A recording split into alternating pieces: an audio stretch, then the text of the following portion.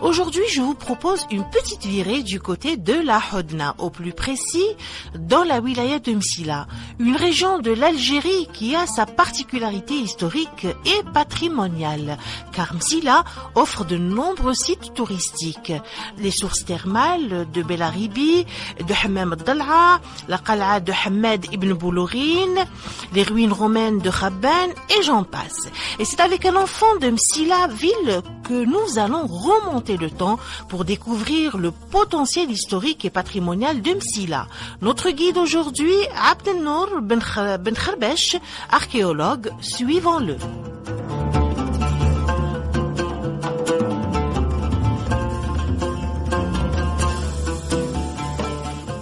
L'appellation de Msila, on ne le connaît qu'à partir du Moyen-Âge.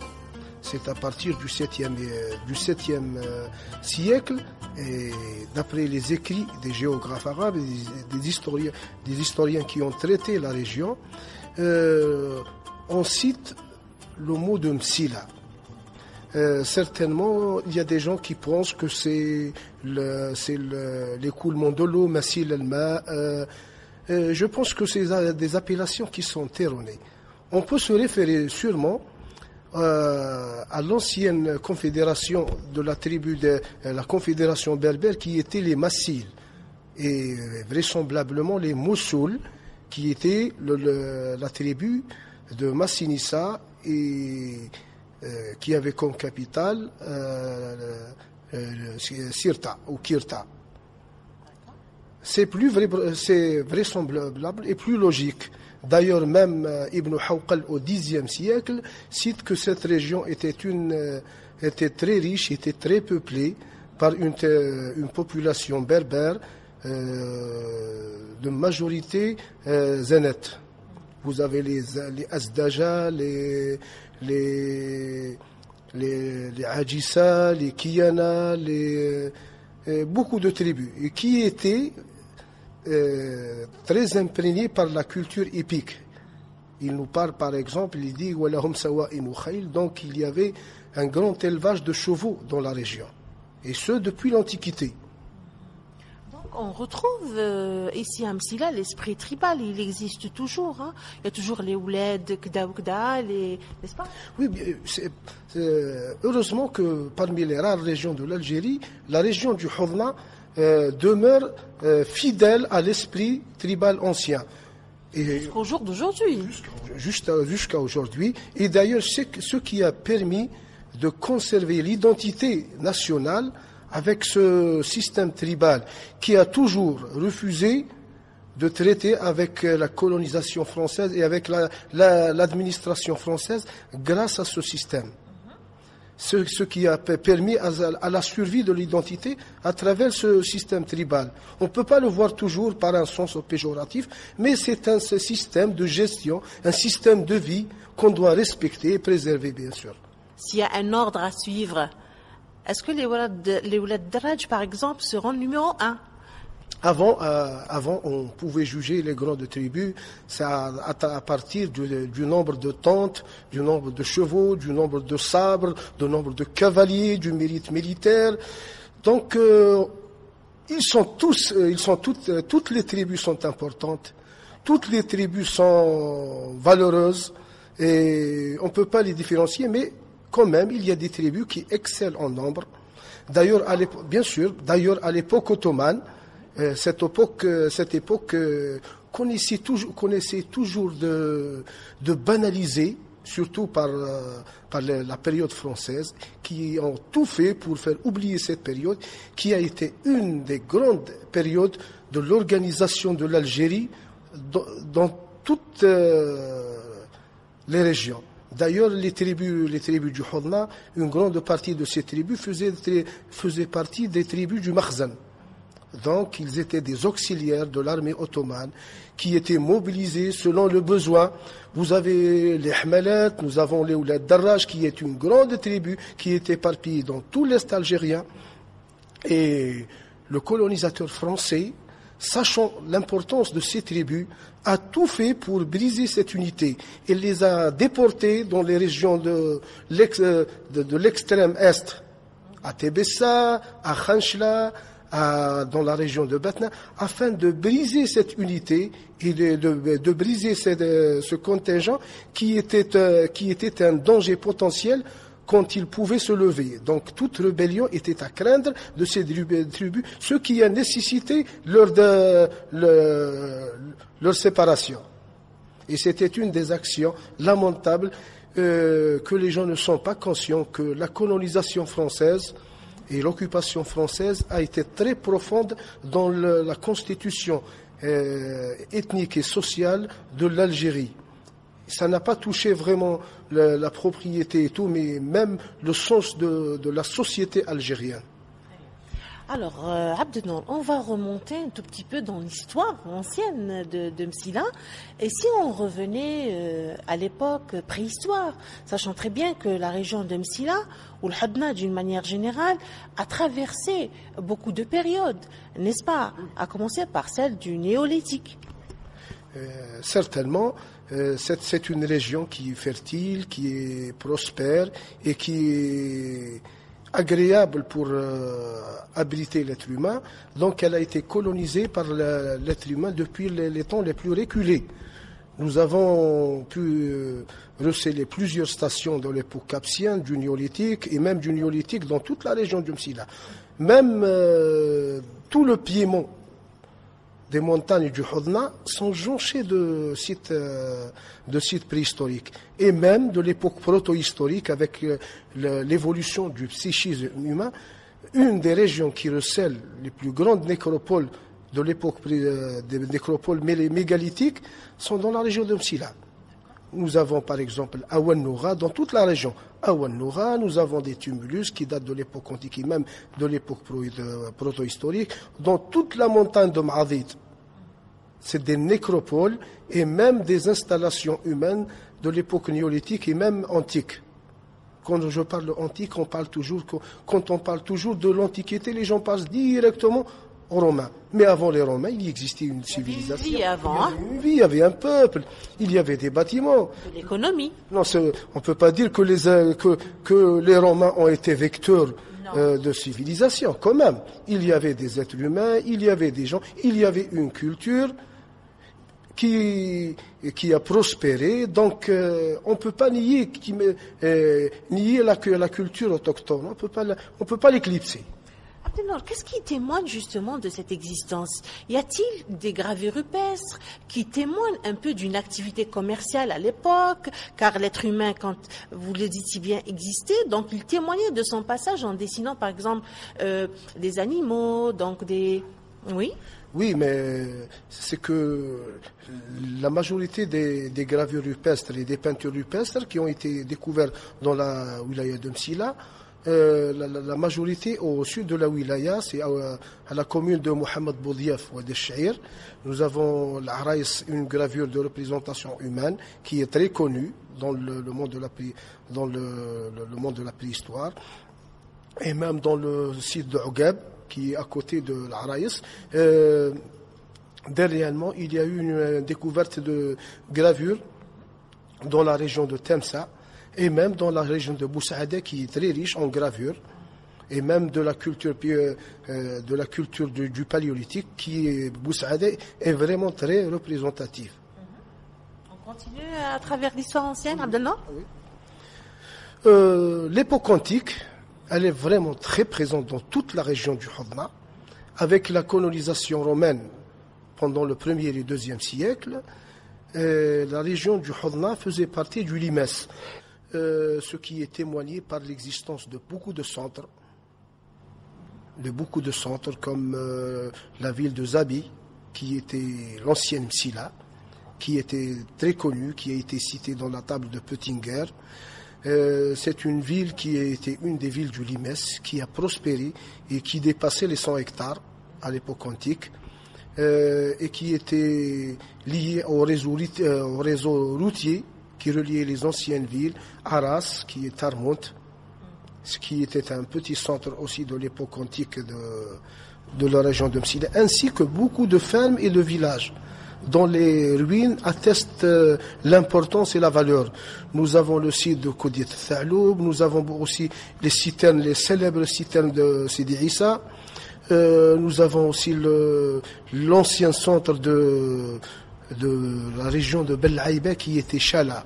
C'est Kélas, c'est l'antique Kélas. Comment on parle d'une civilisation qui est passée par là, par l'Algérie d'une manière générale, parce que là on retrouve les traces romaines quelque part, n'est-ce pas? C'est-à-dire maintenant les traces qu'a laissé les Romains ici en Algérie, nous sommes à Msila, on parle de Msila aujourd'hui. Est-ce que c'est une architecture particulière? Est-ce qu'elle est atypique? Qu'est-ce qui fait sa particularité, Abdelnour? C'est que vraiment que répondre à cette question, on doit être un peu délicat et un peu hardi, si vous voulez. C'est que tout le monde pense, quand on parle de l'époque antique, quand on parle de l'architecture romaine, c'est les colonnes, les frontons, les temples à l'ancienne.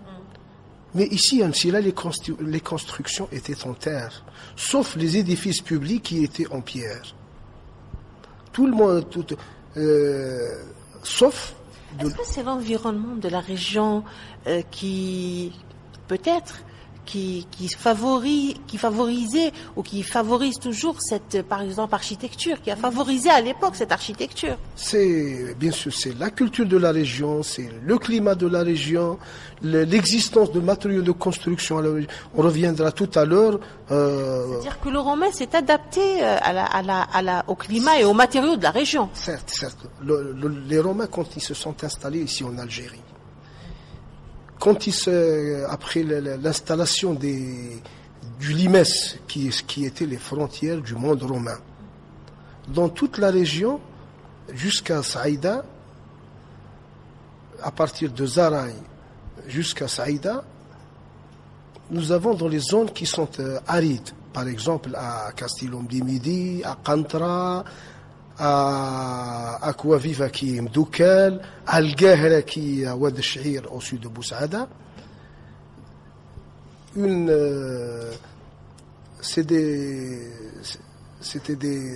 Les troupes qui gardaient ces régions, c'était des troupes c'était un contingent palmyrien qui vient de Syrie, de la zone de Palmyre, qui est une zone qui est la même comme celle de cette région.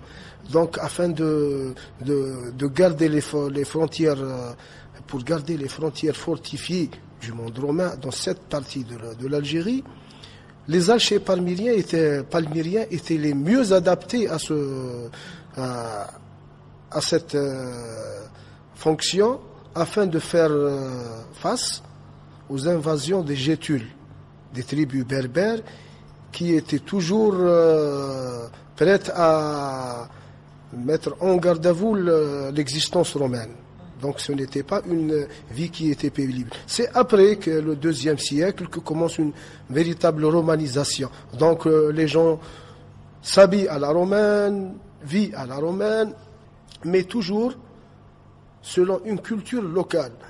D'ailleurs, même ici en Algérie, l'appareillage dans la construction de l'époque antique, c'est l'appareillage africain qui diffère de celui qui est à Rome ou dans les autres régions, qui était mieux adapté à la culture et la nature de ce pays.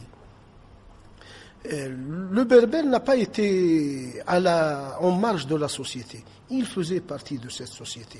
Il y a les habitants des grands centres du Hodna comme Arras, qui ont débuté comme des forteresses ou des castellums, après avec l'épanouissement du commerce et de la paix, et surtout la paix civile. Donc les cultures, l'agriculture a prospéré, et les vétérans de l'époque romaine, de l'armée romaine, ont côtoyé la population locale, pour ne pas dire autochtone, la population locale. Et donc, c'est le même phénomène qui s'est répété à l'époque médiévale. Donc, cette connexion a été beaucoup plus paisible que amorcée par les conflits. Alors, Abdelnour, vous êtes gestionnaire du site de la Qal'a de Bni Hammad, ce qui témoigne du passage des Hammadites par la région de la Hodna. Et j'imagine que c'est le site le plus important qui témoigne de ce passage. Parlez-nous du site de la Qal'a de Beni Hammad. La Qal'a de Beni Hammad, c'est un des sites phares de l'Algérie. C'est la première capitale de l'État hammadite qui est le deuxième État ou royaume qui a été fondé en Algérie. Quand on parle de l'Algérie, c'est le Maghreb central. Donc c'est une culture et une dynastie qui est propre à l'Algérie, après les Rostimides. Mais les Hammadites sont représentatifs. C'est une grande tribu il faisait partie des Zirides eux-mêmes, qui étaient une jeune dynastie qui s'est constituée en Algérie, d'origine sanhajienne, des Sanhaja du centre de l'Algérie, fondée au début du XIe siècle par Hamad ibn Bouloukine ibn Ziri. Le site a une grande dimension humanitaire. Il a été... Justement, nous sommes au niveau du site de Qal'a Beni Hammad et vous êtes le gestionnaire, vous connaissez les lieux mieux que personne, peut-être, je dirais. Est-ce que vous pouvez, pour nos amis auditeurs qui n'ont pas eu la chance d'être parmi nous aujourd'hui, de faire une description, une visite guidée à travers le site de la Qal'a Beni Hammad? Le site de la Qal'a est un site qui est immense. Il dépasse les 186 hectares. Donc, pour la visite, on conseille toujours de visiter les monuments de la Qal'a. Les monuments de la Qal'a, notamment la grande mosquée. Une mosquée c'est un monument qui est célèbre dans tout le monde et dans même les grandes revues de l'art médiéval. La Qal'a occupe une place de choix. C'était d'ailleurs pour mieux le préciser, pour que les gens comprennent, car la mauvaise présentation des monuments n'a d'égal que leur valeur. Nous avons par exemple la mosquée qui a été construite à l'instar de la mosquée de Qayrawan, mais ce qui fait la valeur de ce joyau architectural, c'est l'élément d'appel qui est le minaret. C'est le premier minaret dans toute l'Afrique du Nord qui a été décoré dans une de ces façades. Et même avec un décor réparti sur 3 axes verticaux, rehaussé de niches plates et de mets cylindriques, et même pour la première fois de céramique émaillée. Donc la Qal'a a été le minaret de la Qal'a a été le modèle pour d'autres minarets dans l'Afrique du Nord, notamment la Koutoubia de Marrakech et même la mosquée de Al-Khiral à Séville, qui a été construite avec le même modèle décoratif, le même concept de minaret de la Qal'a de Beni Hammad.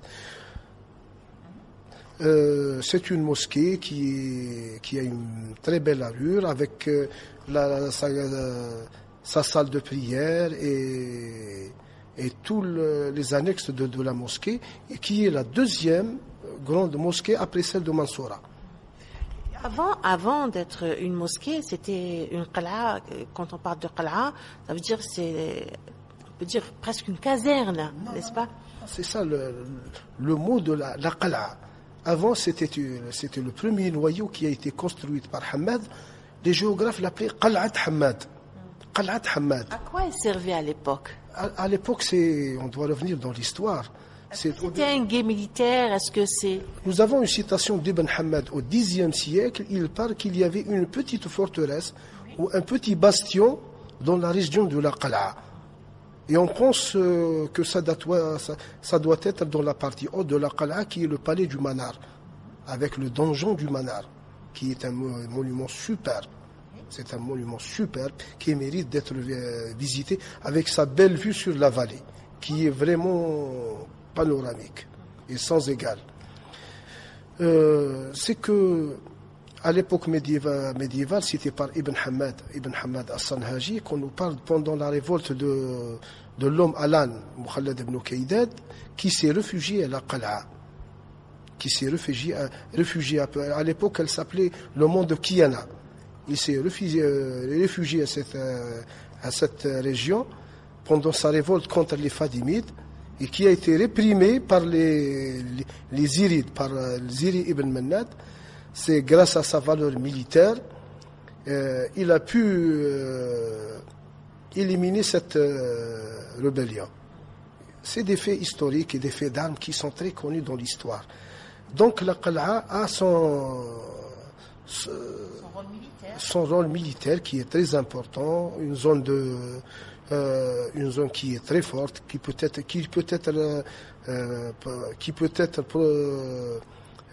défendue par une poignée d'hommes. Hormis la mosquée qui existe au niveau du site de la Qal'a de Bni Hammad, quels sont les autres monuments intéressants qu'on pourrait suggérer à nos amis auditeurs pour venir justement les visiter? Abdelnour. Nous avons les deux palais. Vous êtes le meilleur guide aujourd'hui. On peut visiter, faire la visite dans tout le site, mais notamment les monuments qui sont le palais du Manar, le palais du Manar avec le donjon du Manar, qui est la partie la plus haute de la ville, et qui devait être le premier noyau de la ville hammadite. Dans l'extension de la ville hammadite, nous avons le palais des émirs. Le palais des émirs, qui est le palais du Bahr. Je vais en parler tout à l'heure. Le palais du Manar, qui a été cité par le chroniqueur de l'Istibsar, c'était un palais qui était d'une très belle allure, qui était rehaussé de céramique émaillée, et même à reflets métalliques, donc chose qui était très peu répandue dans l'Afrique, dans le Maghreb central. Et qui était garni de colonnes de marbre et de pavages en céramique.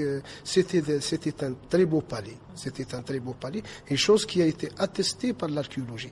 Les fouilles établies par Golvin et par Rachid Bourwiba ont révélé et ont pu confirmer la beauté de ce palais.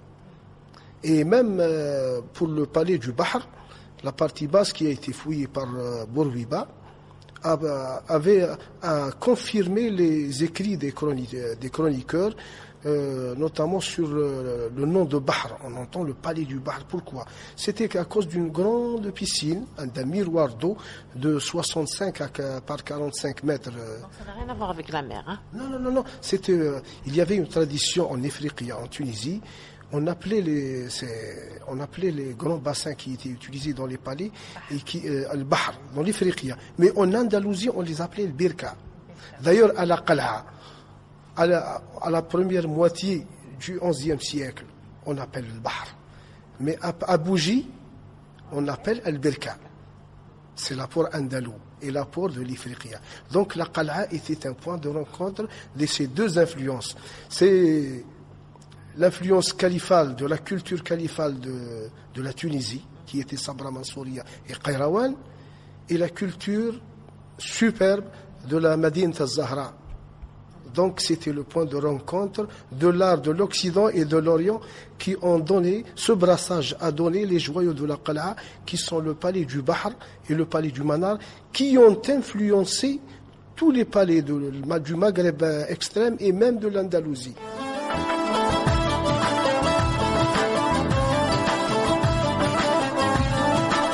Abdelnour, le discours avec vous est très impressionnant et très intéressant aussi. Et on va continuer justement dans l'histoire de Msila et de la Hodna d'une manière générale. Msila abrite le musée de la Hodna. Le musée de la Hodna témoigne justement de la richesse, on va dire, archéologique, patrimoniale que recèle cette wilaya.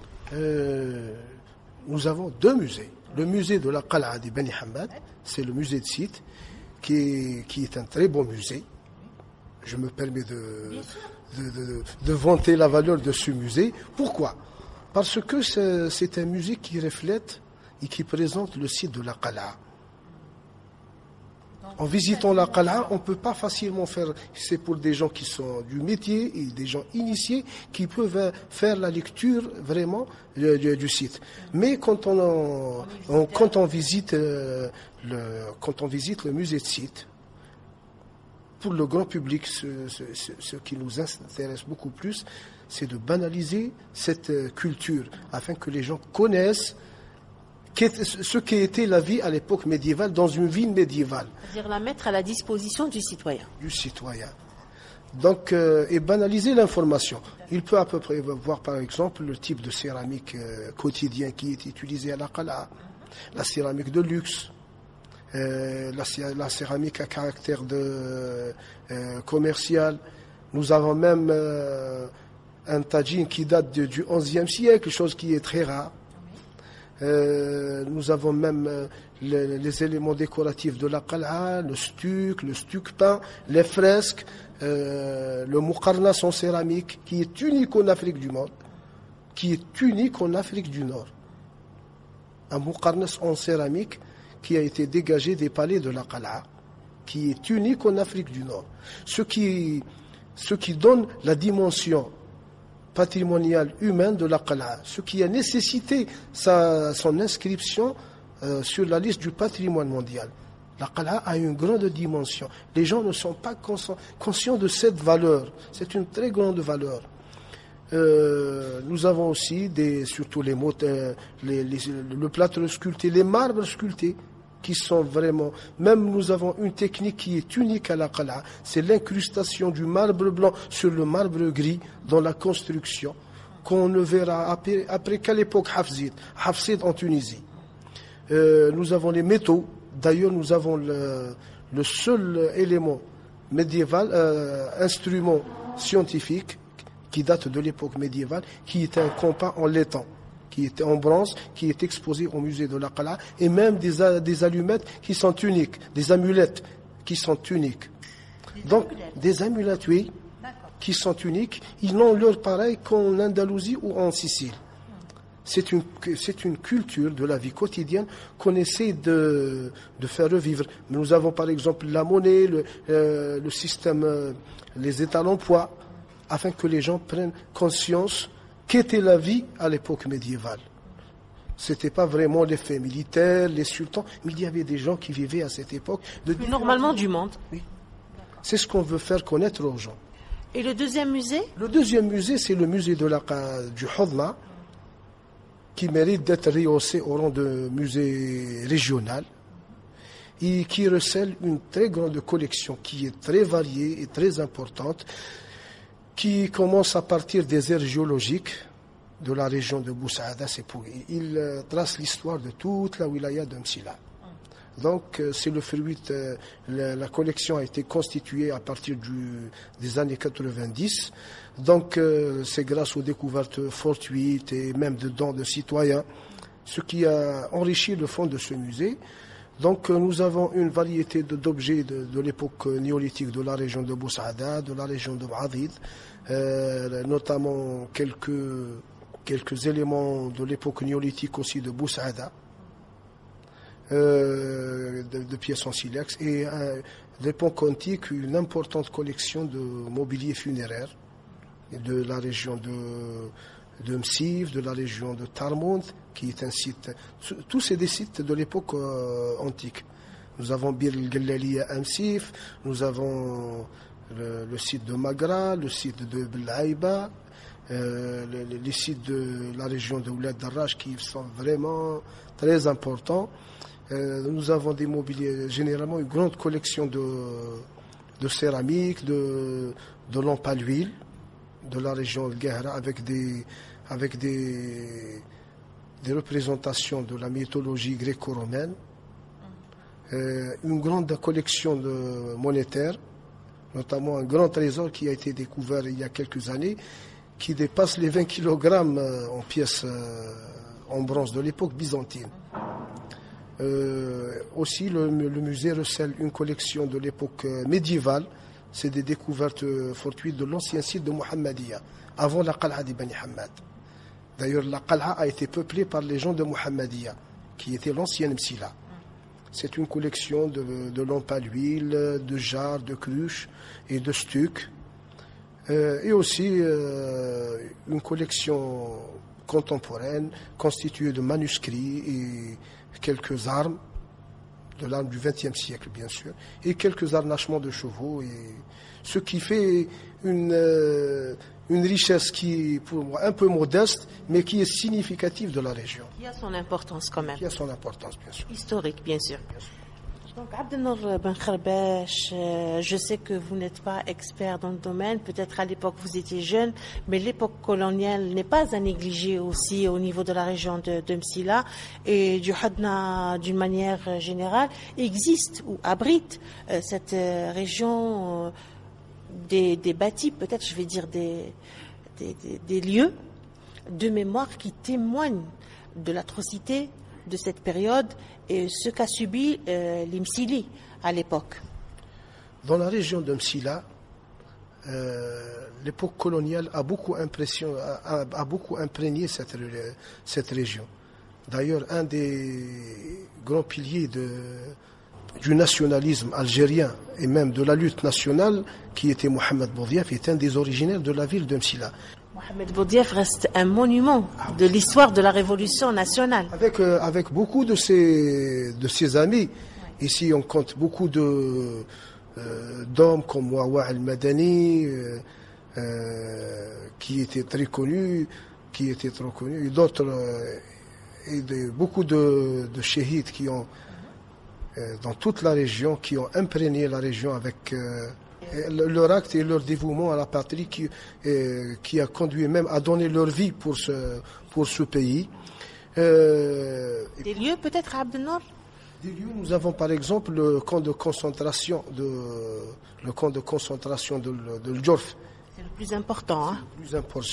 C'est le plus important, qui est un des témoignages de l'atrocité du colonisateur. Notamment ici un phénomène à Msila. À l'époque du 19e siècle, c'est la mobilisation et le démembrement des tribus de la région qui a été effectué par le bureau arabe à l'époque, ce qui a démantelé et fragmenté les puissantes tribus de la région. Et cela afin de les affaiblir. Et même après 1870, les actions d'expropriation des terres de ces tribus.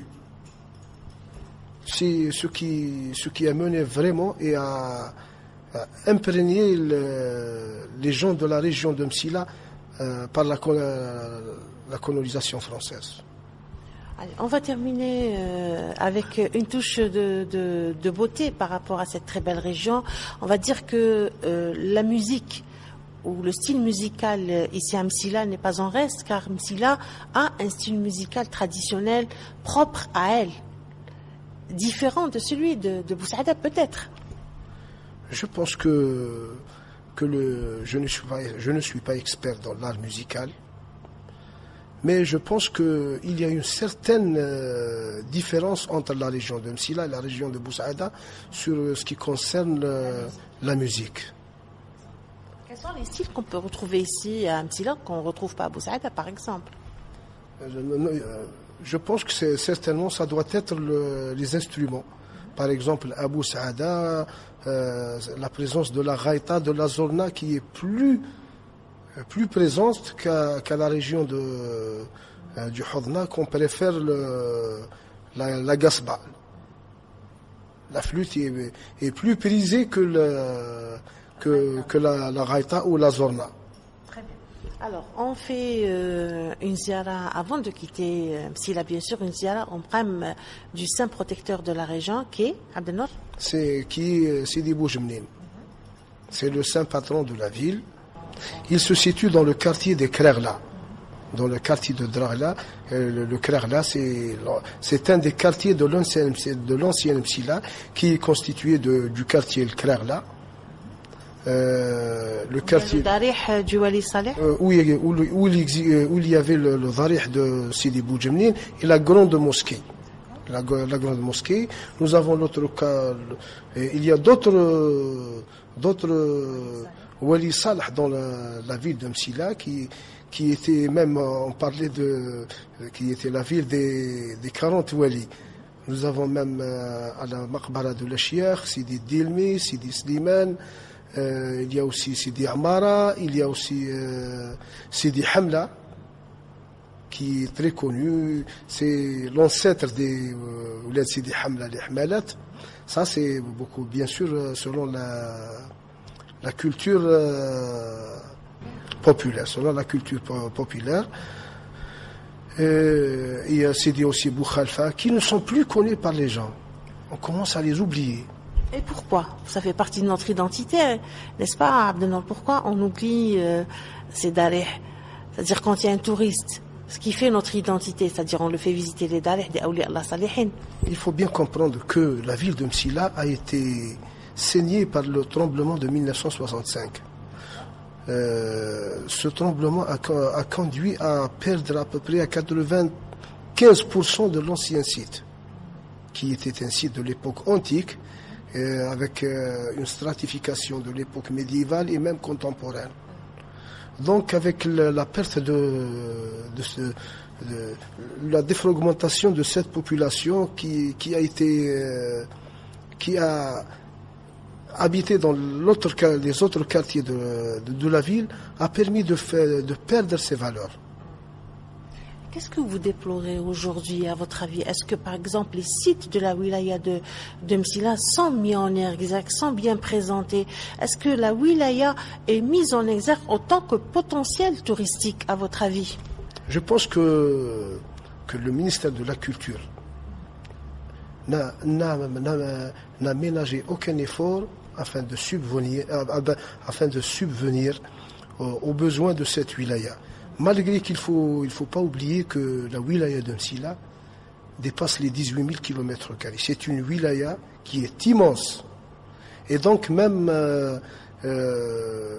parmi les efforts qui ont été déployés pour la préservation de ce patrimoine, 4 plans de protection ont été élaborés dans le site de Tarmont, dans le site de la Qal'a di Bani Hamad, le site de Koudiyat Thaloub et le site de Ghera, dans la région de Ouachir. Donc c'est des efforts qu'on ne peut pas négliger. D'ailleurs même il y a des opérations de préservation à la Qal'a di Bani Hamad qui sont en exécution, qui vont être exécutés sur les sites de la Qal'a, notamment l'aménagement du site, la clôture des monuments. Donc c'est des efforts qu'on ne peut pas négliger. Pour attirer un maximum Puisque avec un site aménagé, on peut mieux augmenter le rendement du site économique de la région, avec bien sûr l'assistance et même le concours de la population. Parce que les gens, quand ils viennent visiter le site de la Qal'a, il doit y avoir le minimum de confort. Même la population peut mettre la population de la Qal'a, les gens peuvent mettre en valeur leur terroir. C'est une région de la campagne, donc il y a beaucoup, et on peut voir même aujourd'hui que les gens ont tendance à revenir au terroir. Donc ils peuvent créer des marchés qui sont immenses. Et d'ailleurs même la région de la Qal'a, c'est le lieu d'évasion de la région de Msila. Quand il fait chaud à Msila, pour se rafraîchir, on va à la Qal'a.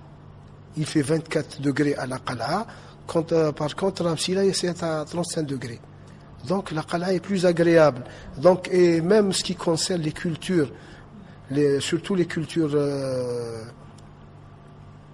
de vergers, de différents fruits, la Qal'a est très riche. Mais il faut que les gens mettent en valeur cette richesse. Ils peuvent créer ce marché. Ainsi se termine ce spécial Msila, Histoire ancienne. Merci de l'avoir suivi en ma compagnie et de nous rester fidèles.